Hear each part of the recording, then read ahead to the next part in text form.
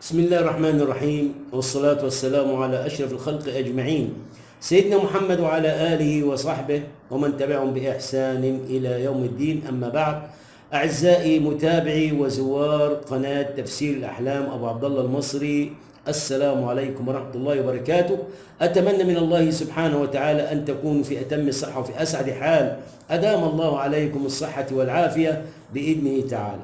أحبابي في الله، موضوعنا النهارده قد يكون غريب، إلا أن هذه الرؤى يراها كثير من الناس.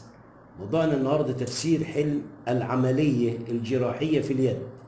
عندما يرى الرائي، سواء كان الرائي شاب أعزب، رجل متزوج، رجل مطلق، رجل أرمل، بنت عزباء، امرأة متزوجة، امرأة مطلقة، امرأة أرملة، أي حد من الناس، الرؤية واحدة للجميع. بالنسبة لهذه الرؤية، رؤية العملية الجراحية في اليد في المنام. فرؤية العملية الجراحية على اليد دليل على أن الرائي سيمر بتجربة عصيبة في حياته. الرائي هيمر بتجربة عصيبة في حياته، وسيمر بضائقة مادية. سيمر بإيه؟ بضائقة مادية. والعملية الجراحية في المنام باليد اليمنى، الإيد اليمين، دليل على أن الرائي سوف ينال الكثير من المال أو من الأموال عما قريب. لو كانت العملية في الإيد اليمين، يبقى الرائي إن شاء الله سينال مال عن قريب إذا كانت العملية في اليد اليمين.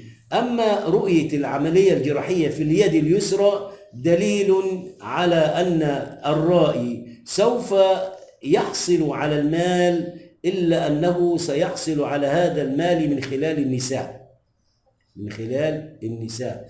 فالرؤية مبشرة، رغم أنها فيها تحذيرات، إن الإنسان بيكون بيمر، يعني لما بيشوف الرؤية دي بتدل على إنه بيمر في ضائقة مادية، وإنه في تجربة عصيبة في حياته، ولكن بشارة لزوال هذه التجربة، زوال لهذه المشكلة اللي هي بيعاني منها، سواء كانت مشكلة مادية أو مشكلة اجتماعية.